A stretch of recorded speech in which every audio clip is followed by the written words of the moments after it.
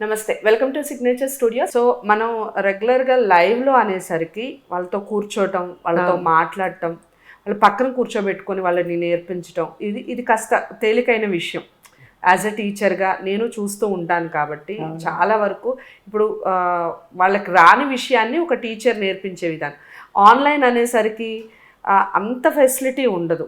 వాళ్ళ కేవలం ఆన్లైన్లోనే చూడాలి, ఆన్లైన్లో మాట్లాడాలి. మీరు ఎలా మేనేజ్ చేస్తారు? ఆన్లైన్లో పిల్లల్ని మీరు మేనేజ్ చేసే విధానం ఏ విధంగా ఉంటుంది? అవును, ఇప్పుడు ఇంగ్లీష్ అనేసరికి మనకి కూడా ఇక్కడ ఇండియాలో చూస్తాం, మన స్ట్రైట్ లైన్స్, ఒక హాఫ్ కర్వ్, ఇన్వర్స్ కర్వ్, అలా స్లాంటింగ్ లైన్, స్లీపింగ్ లైన్ ఇలా నేర్పించేస్తారు. కానీ తెలుగు అక్షరాల్లో బోల్డ్ అని మెలికలు ఉంటాయి. ఇది చాలా కష్టం, వాళ్ళు దానికి చాలా ఇబ్బంది పడతారు, నో డౌట్. అయితే దీనికి ఒక ఈజీ వే, మామూలుగా మీరు జనరల్గా అందరూ ఏమనుకుంటారంటే టీచర్స్ అంతే వాళ్ళు చెప్తారు, టీచర్స్ చెప్తే పిల్లలు నేర్చుకుంటారు అని అంటారు కదా. కానీ కొన్ని విషయాలు పిల్లల థాట్ ఉంటుంది, వాళ్ళకి సడన్గా వచ్చిన ఒక ఐడియా టీచర్కి కూడా ఐడియా వస్తుంది, ఓహో ఇలా చెప్తే వీళ్ళకి అర్థమవుతుంది అనేసి. ఇది నేను అలా నాకు ఒక ఐడియా వచ్చిందనమాట. అమ్మాయి చెప్తుంటే రాస్తుంటే అమ్మాయి అనుకుంటూ రాసింది అనమాట. నేను రాసేటప్పుడు అమ్మాయికి మొత్తం కర్వ్ అంతా రాసి చూపిస్తుంటే oh so easy. First half circle, మళ్ళీ right side close one, inverse C, మళ్ళీ నెక్స్ట్ ఆపోజిట్ సైడ్ నుంచి లోపలికి వచ్చి మళ్ళీ స్ట్రైట్ లైన్. అట్లా అమ్మాయి రాస్తుంటే ఓహో ఇలా చెప్తే వీళ్ళకి అర్థమవుతుంది. ఎందుకంటే వాళ్ళు నేర్చుకున్న పద్ధతి అది. వాళ్ళకి అసలు కర్వింగ్స్ అన్ని మెలికలతో ఉన్న అక్షరాలు వాళ్ళకి అసలు టచ్లో లేదు, ఎప్పుడు చూడని అక్షరాలు కదా అవి. ఇలా నేర్పించవచ్చు. ఇదొకటే కాదు, చాలా విషయాలు మనం టీచర్స్ ఇది మనసాక్షిగా ఒప్పుకోవాలి.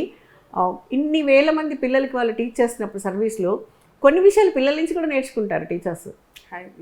అంటే వాళ్ళు చిన్న చిన్న థాట్స్ మనకు చాలా ఐడియాస్ పిల్లల్ని ఎంత రాంగ్ ఎస్టిమేట్ చేయలేము. ఎంత షార్ప్గా ఆలోచిస్తారంటే ఓకే వీళ్ళకి ఇలా చెప్తే అర్థమవుతుంది. ఇప్పుడు వీళ్ళు చదవటం, బీఈడీ చేయటం అదొక మెథడాలజీ ఉంటుంది. కానీ ఈ మెథడాలజీ 100% అక్కడ ప్రాక్టికల్గా పనికిరాదు. ఆ చైల్డ్ సైకాలజీని బట్టి కూడా మనం వెళ్ళాల్సి వస్తుంది కదా. సో నేను ఈరోజు ఇంత గ్రేట్గా ఇన్ని ఇయర్స్ ఎక్స్పీరియన్స్డ్, నేను ప్రౌడ్గా నేను టీచర్ని అని చెప్పుకోగలిగానంటే that I credit goes to my students only, no doubt in that. ఇన్ని ఇయర్స్ అన్నారు, ఎన్ని ఇయర్స్ అండి? ఎన్ని years service? 30 years service. Oh, still working. Of course నేను నోట్లో నాలుక ఒంట్లో ఓపిక ఉన్నంత వరకు టీచ్ చేయాలనుకున్నా నేను. ఓకే, చాలా మంచి కొటేషన్ చెప్పారు ఉషా గారు. నోట్లో నాలుక ఒంట్లో ఓపిక ఉన్నంత. ఎందుకంటే ఇది నేనైతే టీచర్, ఇప్పుడు కూడా నేను టీచర్స్కి ఈ ఛానల్ ద్వారా ఒక మెసేజ్ ఇస్తాను. ఈ ప్రొఫెషన్ ఒకటి ఇలా చేయగలరు వాళ్ళు. చాలా తక్కువ ప్రొఫెషన్సే లాస్ట్ అంటే ఎండ్ లైఫ్ వరకు చేయగలిగిన ప్రొఫెషన్స్ కొన్నే ఉంటాయి. చాలా ప్రభావితం చేసే ప్రొఫెషన్. ఇది లేకపోతే వేరే ఏ ప్రొఫెషన్ లేదు కదా ప్రపంచంలో. వేరే ఏ ఉద్యోగము ఈ ఉద్యోగస్తులు ఉండరు కదా. ఓకే, చాలా బాగా చెప్పారు. అయితే టీచర్స్ విషయానికే వస్తే, ఇప్పుడు మీరు ఆలోచించే విధానానికి, మీరు మాట్లాడే విధానానికి, ఇప్పుడు ప్రస్తుతం వస్తున్న టీచర్స్కి సేమ్ సిమిలారిటీస్ అలాగే ఉన్నాయండి?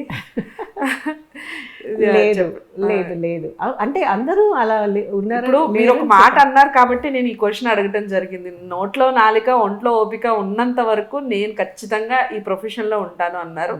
నిజంగా హర్షించదగ్గ విషయం, హ్యాట్స్ ఆఫ్ టు యూ. కానీ నిజంగా అంత ఓపిక, అంత ఇది ఇప్పుడు ప్రస్తుతం ఉన్న టీచర్స్లో చాలా మందిని మనం అబ్జర్వ్ చేస్తున్నాం. కార్పొరేట్ స్కూల్స్ అంటున్నారు, స్కూల్స్ విధానం కూడా మారిపోయింది, అసలు చాలా రకాలుగా ఉన్నాయి కాబట్టి. నో డౌట్ స్కూల్స్ విధానం మారిపోయింది. స్కూల్లో టీచర్స్కి వర్క్ ప్రెషర్లో కూడా డిఫరెన్స్ వచ్చేసింది. అవును, వాళ్ళకి మెటీరియల్స్ దొరికాయి రెడీమేడ్గా, ఇది చదువుకోండి అది చదువుకోండి అని చెప్పడానికి. కానీ టీచర్ అంత లెవెల్ వరకు డీప్గా వెళ్ళాలి అంటే టీచర్స్కి ఒక పేషెన్స్ ఉండాలి. ఫస్ట్ థింగ్ పేషెన్స్ ఉండాలి. ఈ రోజుల్లో 100% అందరికీ ఉంది అని లేదు చెప్పలేను, ఎవరికి లేదని చెప్పలేను.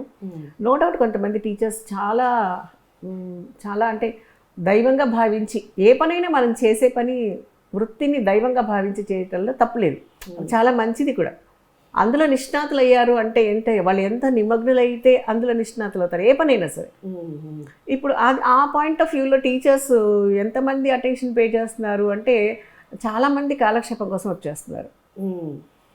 వాళ్ళు ఏమనుకుంటున్నారంటే గవర్నమెంట్ జాబ్ దొరికేస్తే మంచి పేమెంట్స్ వస్తాయి అని వెళ్తున్నారు. నో డౌట్ ప్రైవేట్ స్కూల్స్లో కూడా హైయెస్ట్ పేమెంట్స్ ఇచ్చే వాళ్ళు ఉన్నారు, కానీ అంత ప్రెషర్ వర్క్ కూడా ఉంది వాళ్ళకి. ఇప్పుడు చాలా జీతం ప్రైవేట్ స్కూల్లో జీతం నాకు ఒక 60,000 70,000 వస్తుంది అన్నారంటే ఆలోచించవచ్చు వాళ్ళకి ఎంత వర్క్ ప్రెషర్ ఉంటుందో. అంటే రిజల్ట్స్ ప్రెషర్ వాళ్ళ మీద చాలా ఎక్కువ ఉంది. ఇది కాకుండా ఈరోజు ప్రజెంట్ అంటే అన్ని చాలా లిమిటెడ్ పర్సంటేజ్ మేనేజ్మెంట్స్ మాత్రమే ఎక్కువ జీతాలు మంచిగా ఇస్తున్నారు, నో డౌట్.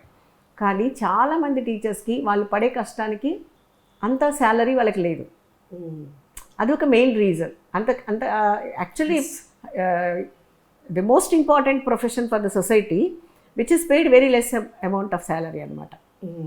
అందులో డౌట్ లేదు, నేను ఇది పబ్లిక్గానే చెప్తున్నాను ఆ విషయాన్ని. అది కూడా ఒక అసంతృప్తి మిగిలిపోతుంది టీచర్స్లో. దీంట్లో 2 కారణాలు ఉండొచ్చు. ఒకటి, ఆ టీచర్స్ క్వాలిటీని బట్టి జీతాలు పెంచుతాం అంటున్నారు, కానీ పెరిగినా కానీ చాలా పర్సంటేజ్ చాలా తక్కువ పెరుగుతుంది. ఎందుకంటే ఇప్పుడు నేను ఇంతవరకు వచ్చి ఈరోజు నేను ఎంత సంపాదిస్తున్నానో, ఫైనల్గా నేను ఎంత శాలరీ డ్రా చేశానో, ఆ ప్రపోర్షనేట్ ఇన్కమ్ దాన్ని ఏమంటారు ఇంక్రిమెంట్ చూసుకుంటే ఇట్ వాజ్ వెరీ లెస్. నా నెంబర్ ఆఫ్ స్టూడెంట్స్ ఎన్ని వేల మంది పాస్ అవుట్ అయ్యి ఈరోజు ఎంత బాగా సెటిల్ అయ్యారో, ప్రతి టీచర్కి వెనక బ్యాక్గ్రౌండ్ చూసుకుంటే వాళ్ళకి పెరిగిన శాలరీకి కన్నా ఈ సంతృప్తి ఎక్కువ ఉంటుంది. స్టూడెంట్స్ డెవలప్మెంట్ సంతృప్తి ఎక్కువ ఉంటుంది.